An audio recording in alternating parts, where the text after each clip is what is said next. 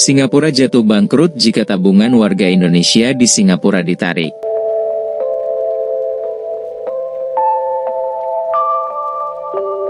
Anda pastinya sudah tidak asing dengan negara Singapura. Ya, negara kecil tetangga terdekat Indonesia yang berada persis di seberang Pulau Batam Provinsi Kepulauan Riau ini, adalah satu-satunya negara maju di Asia Tenggara dan hanya satu dari segelintir dari negara berstatus maju di Asia.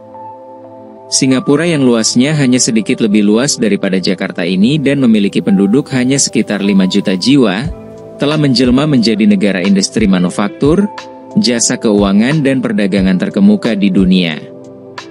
Bahkan Bursa Efek Singapura adalah salah satu bursa efek terbaik di dunia. Ngomong-ngomong masalah industri jasa keuangan, bank-bank di Singapura telah menjelma menjadi bank terbesar di Asia Tenggara. Salah satunya adalah Bank DBS. Negara sekecil dan secuil Singapura ternyata mampu memiliki bank yang sangat besar, mengalahkan negara Indonesia yang jumlah penduduknya 140 kali lipat lebih banyak daripada Singapura. Kok bisa? Lalu dari mana uang-uang itu sebenarnya? Ternyata bank-bank di Singapura sudah sejak lama menjadi tempat orang-orang kaya Indonesia menyimpan uang. Lah kok bisa? Menteri Keuangan Sri Mulyani mengatakan kekayaan warga negara Indonesia yang berada di Singapura mencapai 2.600 triliun rupiah, atau sekitar 80% dari total harta kekayaan WNI di luar negeri. Studi sebuah konsultan internasional, yang cukup kredibel, menjelaskan dari 250 miliar dolar AS, 3.250 triliun rupiah, kekayaan orang-orang dengan kekayaan sangat tinggi dari Indonesia di luar negeri. Terdapat sekitar 200 miliar dolar AS, 2.600 triliun rupiah, disimpan di Singapura. Menkeu Sri Mulyani mengemukakan itu ketika menyampaikan keterangan pemerintah dalam acara sidang pengujian Undang-Undang Nomor 11 Tahun 2016 tentang pengampunan pajak di Gedung Mahkamah Konstitusi, Jakarta, kemarin. Dari 2.600 triliun rupiah kekayaan WNI di Singapura, sekitar 650 triliun rupiah berada dalam bentuk non-investable assets, seperti misalnya properti. Selain itu, Sri juga menjelaskan mengenai posisi aset finansial luar negeri berdasarkan data Bank Indonesia pada triwulan I 2016 yang berjumlah 2.800 triliun rupiah.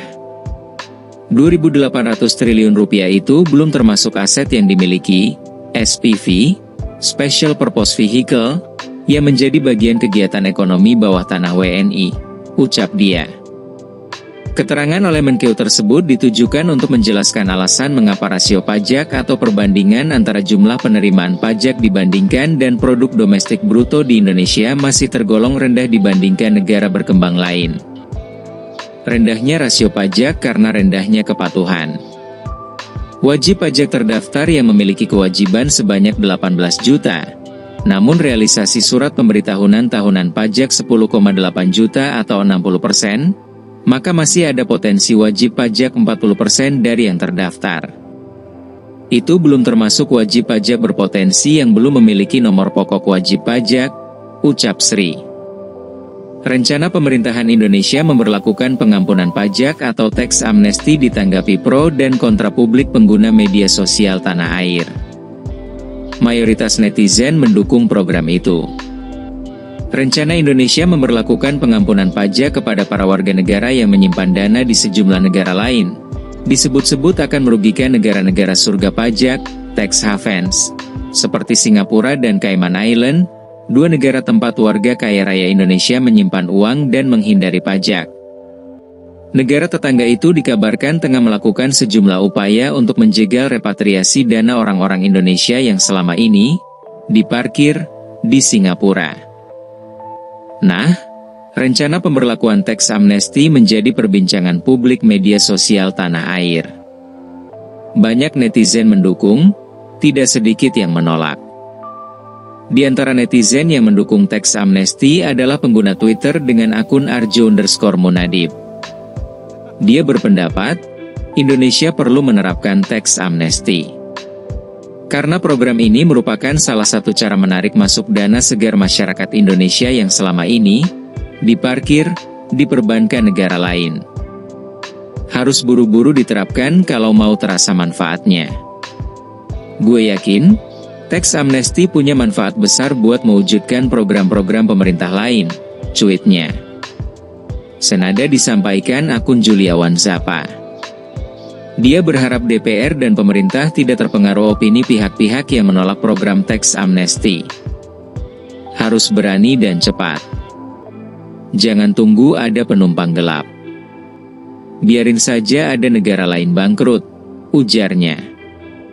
Akun Cahaya_Inti setuju, uang warga Indonesia yang disimpan di negara lain sudah seharusnya ditarik masuk untuk digunakan sebagai investasi swasta pada berbagai proyek infrastruktur dan industri.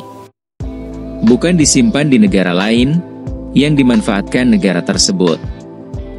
Duit-duit NKRI di luar negeri wajib diputarin di NKRI untuk mengentaskan kemiskinan, katanya. Akun Fahranie mengajak semua pihak mendukung upaya pemerintah. Dia optimistis, program teks amnesti bermanfaat, Direktorat Jenderal Pajak juga harus berusaha mewujudkan kebijakan teks amnesti, karena dapat menarik ribuan triliun rupiah dana yang diparkir di Singapura.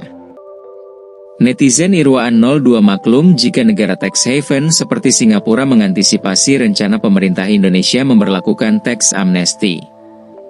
Karena Singapura dirugikan jika dana besar orang Indonesia yang diparkir di perbankan Singapura bisa ditarik masuk ke Indonesia. Dananya banyak parkir di Singapura dan negara lain. Kalau sampai pindah tuh duit ke Indonesia, Singapura jatuh miskin, cuitnya. Akun Rizky 15 SRG percaya negara-negara tax haven berupaya menggagalkan rencana Indonesia memberlakukan teks amnesti. Tekanan itu terasa begitu kuatnya, sehingga DPR pun mengamininya. Netizen Her_Lon menceritakan, rencana pemerintah Indonesia menerapkan teks amnesti menjadi pemberitaan media massa Singapura. Tentang teks amnesti ini berita yang sering diulang di channel News Asia. Singapura, kicaunya. Sementara itu, beberapa netizen yang menganggap teks amnesti itu kebijakan yang perlu dipikirkan matang-matang. Bahkan, Jokowi merencanakan teks amnesti untuk repatriasi modal WNI yang diparkir di Singapura. Ini bahkan tindakan ilegal yang akan diputihkan, cuit akun Paring Waluyo. Akun Partai Sokmed juga tak sepaham dengan teks amnesti. Bagaimana mungkin pengusaha kecil wajib bayar pajak 1% dari omset usahanya, sementara para pengusaha besar akan diberi teks amnesti, protesnya. Di tempat terpisah, Wakil Ketua Umum Asosiasi Pengusaha Indonesia, APindo, Suryadi Sasmito, menilai, Singapura sangat agresif mempersiapkan strategi untuk menjegal implementasi pengampunan pajak oleh Indonesia. Tujuannya untuk membentengi keluarnya dana-dana orang Indonesia yang ditaksir mencapai lebih dari 3.000 triliun rupiah di Singapura. Besar sekali upayanya, mereka mencari jalan apa saja untuk menggagalkan teks amnesti kita. Karena Singapura paling ketakutan, walaupun negara lain juga begitu, tutur dia di gedung DPR, Jakarta. Menurut Suryadi, strategi kebijakan yang sudah diumumkan adalah menjanjikan warga negara asing termasuk orang Indonesia yang menyimpan uang di Singapura bisa menjadi warga negara Singapura. Mereka juga menjamin kerahasiaan data nasabah atau orang yang memarkir hartanya di Singapura, ungkap dia. Manuver serupa, katanya, juga dilakukan negara-negara suaka pajak lain agar harta kekayaan orang-orang Indonesia tetap berada di negara tax haven. Lebih lanjut Suryadi menilai, apabila uang orang-orang Indonesia pulang kampung karena ikut program pengampunan pajak, dampaknya akan sangat besar bagi negara-negara surga bebas pajak itu. Negara tax haven diyakini bakal kolaps karena selama ini uang orang Indonesia dinikmati rakyat negara-negara suaka pajak dan memajukan perekonomiannya. Kalau bisa jalan tax amnesti, mereka, Singapura dan tax haven, kelabakan. Bisa bangkrut negaranya. Tapi kita harus berani jalankan teks amnesti untuk pertumbuhan ekonomi kita, dia menjelaskan. Wah gila ya. Negara sekelas Singapura ternyata digendong oleh kekayaan warga negara Indonesia. Apa lebih cocok Singapura jadi provinsinya Indonesia ya? Canda provinsi. Jadi bagaimana menurut pendapat Anda?